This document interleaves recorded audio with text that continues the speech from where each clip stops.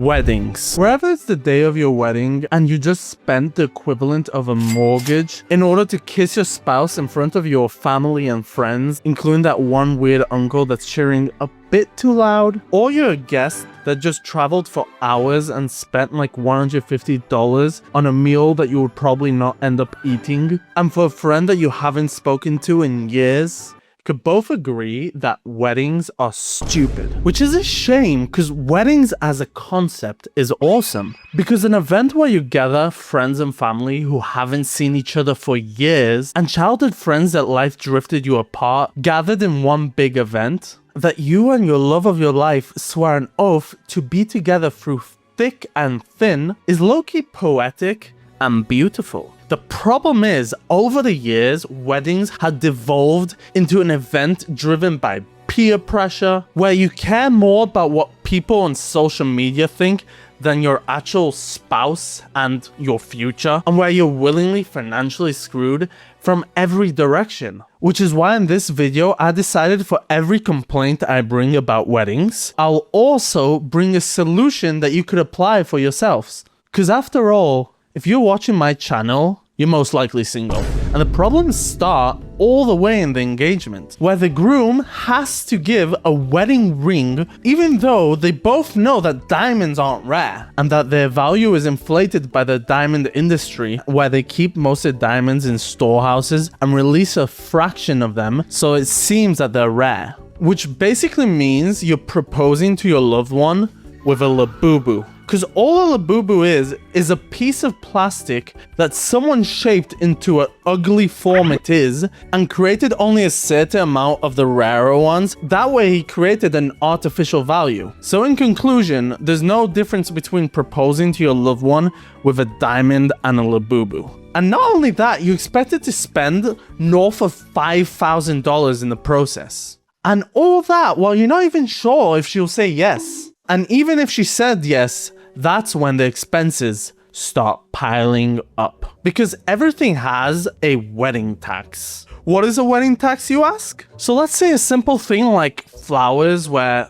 So let's say a simple thing like flowers where it literally grows. Usually that would cost around $500 for what you do in a wedding. But because of the wedding tax, it goes up to around $3,000 on average, which is times 5? Okay, it's 6 times more expensive, which is crazy. I just calculated that in my brain. I didn't search it up or anything. It's so expensive because they know that you would spend the money no matter how ridiculous their price is. And you can't go to someone else because they would also give you the inflated price as soon as they hear it's for a wedding. And side note, while recording this video, I just came to a realization that's probably why all weddings have a similar theme to them. That way, let's say if you want to get flowers and you don't want to tell them it's for your wedding, they'll automatically know it's for your wedding because all weddings have the same theme. Same thing with a wedding dress, for example. So you can't game the system, which basically means that all these wedding things are a monopoly. And this monopoly doesn't just go for flowers, it goes for anything wedding related, which is why I made a list of inflated wedding items and came up with cheaper alternative options and solutions, which in time will force them to lower their prices, because if they know that they're gonna offer too crazy of a price,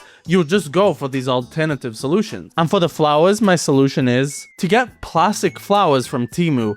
And I know you're saying like, oh, it's a waste of plastic and whatever, and environment and all that, but you could just recycle them and use them again and again for your friends, and even rent them out for other people. And why does every wedding need a DJ? I don't want to throw shade on DJs, but like all he's doing is just playing a playlist that you set ahead with him, which you could just replace him by renting like $100 speaker and then just make a Spotify playlist and play it one after another. But some people want not only the DJ, they want a singer to sing to them while they're walking down the aisle to make the moment special. And for that, I have honestly a brilliant solution, which is, you know how you see those street interviews where they get someone to sing off the street and there's just thousands of people with amazing voices? So why not have like some type of like Fiverr where you could just get someone to just come for that part of the wedding, sing for $50, maybe eat some of the food, and he gets a fun experience and you get a much cheaper solution. And I want to talk about the bride because bride expenses are nuts. For example, just the wedding dress on average, if you want to go low end,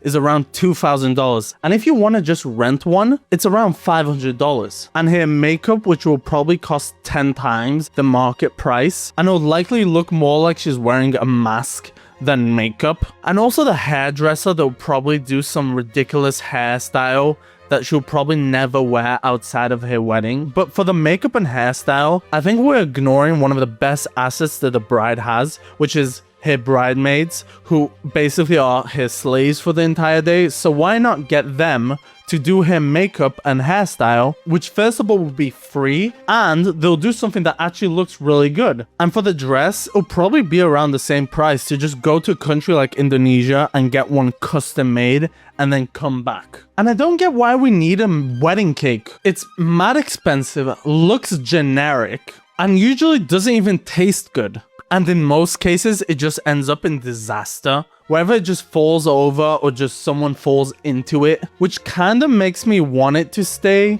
because it's very entertaining, and later will be added to like a compilation of bloopers on YouTube, which I would enjoy while eating. But it usually makes the bride cry, which is not good. Which is why personally I wouldn't want it in my wedding, and I would much rather get something like Dunkin' Donuts and pile it up in a pyramid, which will be spectacular. And because food is so expensive in weddings, it basically makes you make a tier list of everyone you know based on how much you like them, which means whoever's in the lower end of the tier list, you invite them just to like the reception, which is so awkward if you think about it, because you both know that you made that decision and you both have to act like you don't know that he knows that you know that he knows.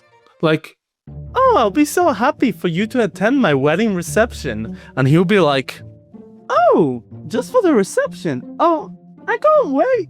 After all, we know each other since we were kids. And he'll be like, yeah, I know, life is crazy, isn't it? Which is stupid because your guests are expected to bring money for the cost of the meal. So why can't you leave the decision in their hands? Which touches on a problem I was talking about before, which is one of my biggest problems with weddings, which is when I get invited to a friend's wedding, my happiness is overshadowed by the thought of, oh no, I have to spend this much money on a gift. Because if you don't know me, as a person, I'm very stingy with my money. And I can't remember the last time I've been at a restaurant, because after all, pizza or fast food or just having a barbecue is much more filling and much less expensive. And speaking of restaurants, why can't weddings be like restaurants? That way, anyone who wants to eat can look in the menu and see the prices and order what they want to eat, and that price that they'll give will be the gift. Which I guarantee you, if you do this, people will stop ordering the most expensive meats and wines, which would overall make the wedding much cheaper. Or better yet, just order pizza or do a barbecue. And on top of all the wedding expenses I just mentioned, some people decide that's not enough and add some of the most stupid things to make the atmosphere more special. For example, this confetti, which probably cost them around $40,000. Like, bro, that effect lasted just for 1 minute. I could have used that money to buy a whole car, or let's say if I bought a crispy donut every single day, it could last me over 36 years. Think about it. And the whole idea of releasing pigeons, I've never seen someone do one of those without at least one of the pigeons dying. And have you seen those videos of people doing portraits of the newlyweds in real time, so the idea is that everyone could watch them while it's being done? And need I remind you the wedding tech, which probably makes this portrait cost a fortune, which would probably cost a fraction of that if you just commissioned an artist to do it in their studio, which would also look much better because the artist could actually focus on drawing the drawing rather than interacting with every single guest that comes past. And if you say that the reason they do this is for an attraction to entertain the guests, which A, sounds like something that someone who owns an island might say, and B, you could just bring a court sketch artist to entertain the guests, and then commission an artist on the side, and it'll still come out much cheaper. And the same goes for ice sculptures, which I guess is kind of a good thing because you're giving an artist some work. But can we all agree that's not why they do it? They do it because they're pretentious assholes. Like, ooh, I've got a brilliant sculpture of a peacock or a naked man.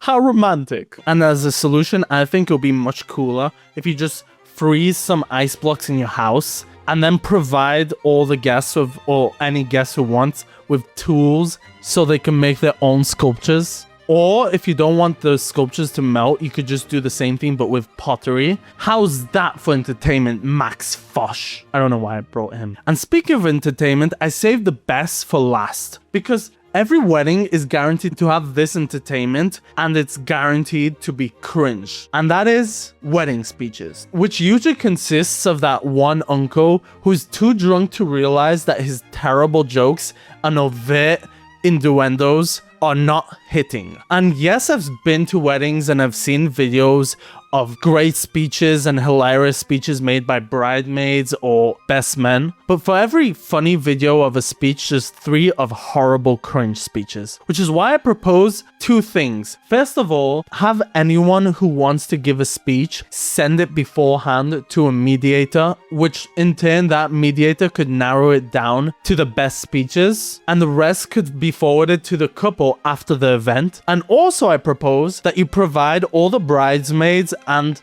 the best man with BB guns or Nerf guns if you're a wuss. So if someone's speech is bombing and it's making everyone uncomfortable, they can just make it rain. And that way, people will think twice before standing at the podium. So in conclusion, I wish I could do this full video with a suit jacket, but I don't have one and I can't afford to get one. So if you want me to get one, like the video and subscribe and watch all my other videos and comment and whatever.